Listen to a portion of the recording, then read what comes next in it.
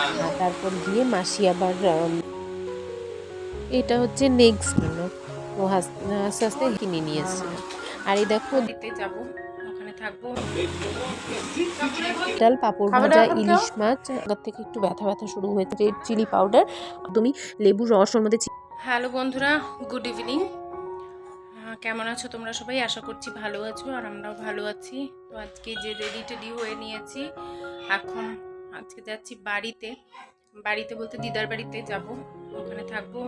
কালকে যেহেতু ষষ্ঠী, মা ষষ্ঠী পুজো করবে, ষষ্ঠী রয়েছে। তো আমাদের তো এবছর ষষ্ঠী হবে না, কিন্তু তবু হচ্ছে মানে যেহেতু আমি এখনো সব কাজকর্ম করে উঠতে পারছি না, একা একা থাকবো, মানে সব মানে মা যদি বাড়ি যায় তাহলে পরে আমি এখানে একা, মানে হাজব্যান্ড আমরা যদি থাকি, তো আমি তো কিছু না কিছু কাজ করবোই। তো মা বললো চল দুদিন থেকে আসবি, তো হাজব্যান্ডও বললো যাও। আর আমাদের যেহেতু ষষ্ঠী নেই এবছর, হাজব্যান্ড যাবে না, আর আমি যাচ্ছি এই কারণেই। আর ছেলে একটু ওই ষষ্ঠীর শার্ট নেওয়া, সুতো বাঁধা, ওইটা ছেলের যাতে করতে পারে, সেই জন্য হাজব্যান্ড বললো যে তুমি যাও, ও ষষ্ঠীর শার্টটা নিই, আমরা তো এবছর পারবো না, আমরা নেবো না, ও নিই। ওর তো এখনো 5 বছর হয়নি, তো কোনো ওষুধ ওর গায়ে নেই, তো তার জন্যই আর কি যাওয়া।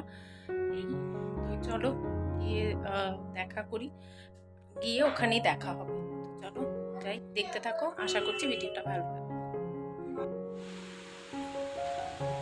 এটা হচ্ছে নেক্সট দিনের ভিডিও। ওই দিনকা তো তোমাদের বললাম এর মানে যেদিন এসছি মঙ্গলবার, সেদিনকে মানে যেতে যেতে সন্ধে হয়ে গেছিলো।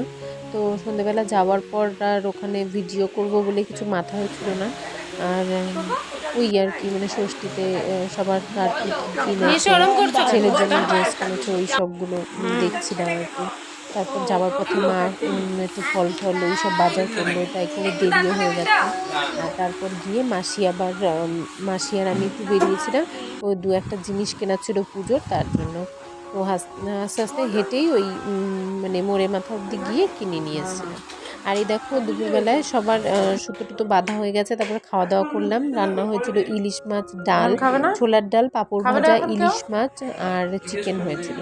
তারপর খাওয়া দাওয়া করে সবাই একটু রেস্ট নিলাম, গল্প টল্প করলাম। তারপর এই যে এখন হচ্ছে স্প্রাইট নিয়ে আসলো, দাদা স্প্রাইট নিয়ে আসতে বললো ভাইকে, তো ভাই গিয়ে স্প্রাইট নিয়ে আসলো। এখন এটাই সবাই খাওয়া দাওয়া হবে, কারণ স্প্রাইটটা খেলে সবাই একটুখানি আরাম পাবে আর কি, এই জন্য।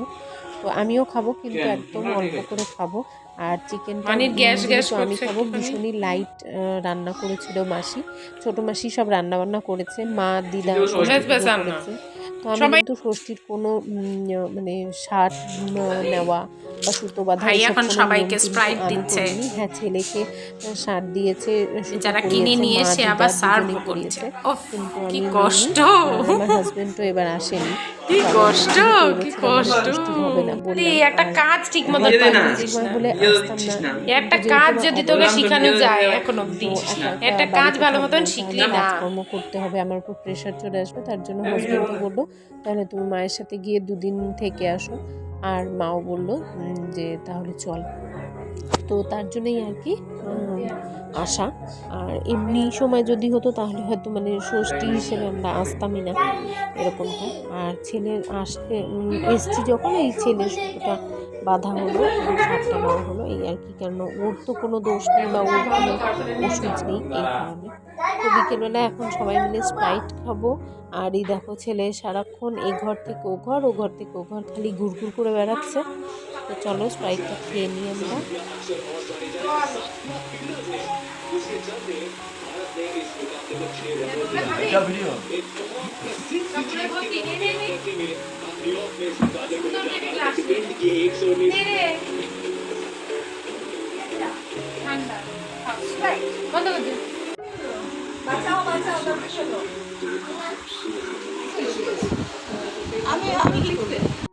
ওইদিকে মেসো ভাই ওরা দেখছে খেলা, আজকে খেলা হচ্ছিল। আর এখানে সবাই যে যার মতন ল্যাদ খাচ্ছে, আর ছেলে বলছে গল্প বোনকে, মানে ওর মিমিকে গল্প বলছে। ও এখন নিজে নিজেই একটা গল্প বানিয়েছে, মানে বানাতে শিখেছে আর কি। তো তাই সেটাই বলছিল। একটা বাঘ ছিল, শুভকে ধরে নিয়ে গেছে, শুভ ঢাই ঢাই করে তাকে মেরে বাড়ি চলে এসছে। এটাই হচ্ছে ওর গল্প। তো এই গল্পটাও সবাইকেই শোনায়, যার সাথে দেখা হয় ওকে বলা হয় একটু গল্প বলে দাও, তাহলে এই গল্পটাও শোনায়, কেননা এটা ওর নিজের তৈরি করা গল্প। আর ওইদিকে সবাই বললাম না ল্যাদ খাচ্ছে, আর আমি মাসিকে বলেছিলাম চিকেন বানাচ্ছিস, বিকেলে আমি লেমন চিকেন বানাবো, তো সবটা বানাস না। তো তার জন্য ও মানে অর্ধেকের বেশিটা ও এমনি চিকেন কষা বানিয়েছে, মানে পাতলা ঝোল, কষা না ঠিক, ওটা পাতলা ঝোল বানিয়েছে। আর কিছুটা রেখে দিয়েছে, ওই 1 কেজি সোয়া কেজি মতন রেখে দিয়েছে লেমন চিকেন বানানোর জন্য, গন্ধরাজ চিকেন বানাবো। তো তার জন্য এখন আমি চলে এসেছি, একটু মাংসটা ধুয়েই ও ফ্রিজে রেখেছিল, তবু আমি আর একবার ধুয়ে নিচ্ছি, ধুয়ে তারপর সব কিছু প্রিপারেশন করে বসাবো।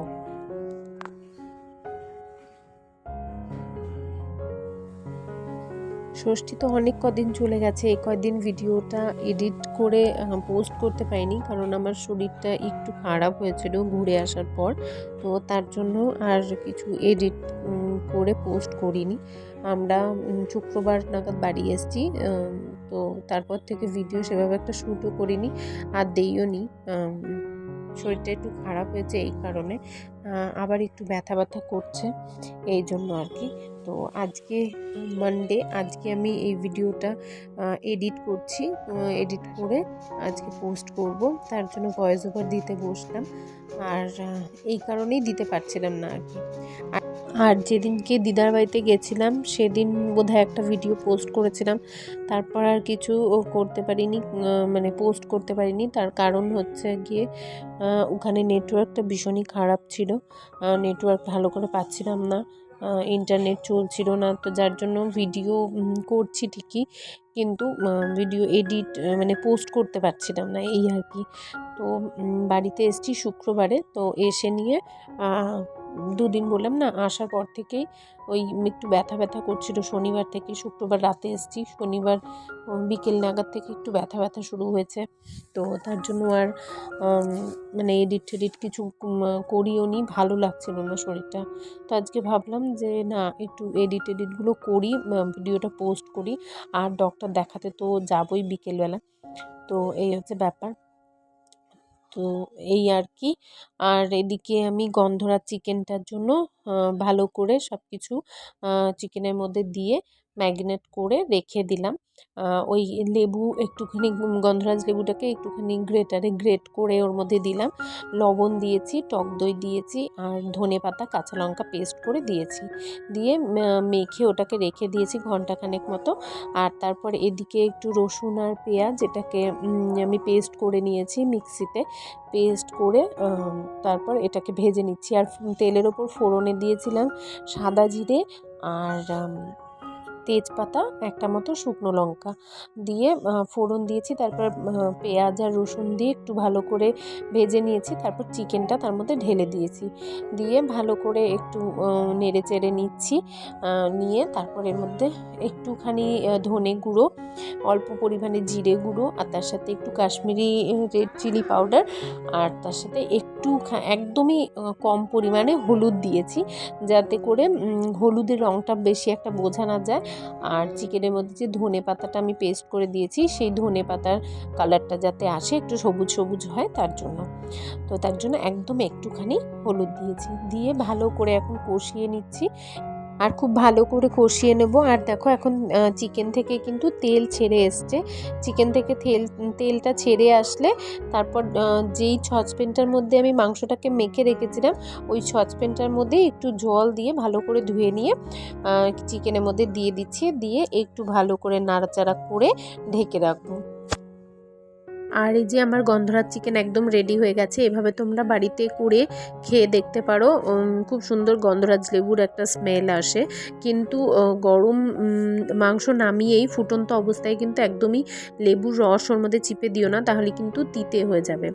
তো আমার একদম চিকেনটা রেডি, আমি এখন একটুখানি গার্নিশিং করে নিচ্ছি, আর মাসিরা এখন খাওয়া দাওয়া করে বাড়ি চলে যাবে, এরপর আর কিছু শ্যুট করিনি। তো আজকের ভিডিওটা এই অবধিই রাখলাম, আর চিকেনটা তোমাদের কেমন লেগেছে লেগেছে। বাড়িতে অবশ্যই একবার ট্রাই করে দেখো, আর বানানোটা কেমন লেগেছে অবশ্যই কমেন্টসে জানিও। আজকের মতো টাটা।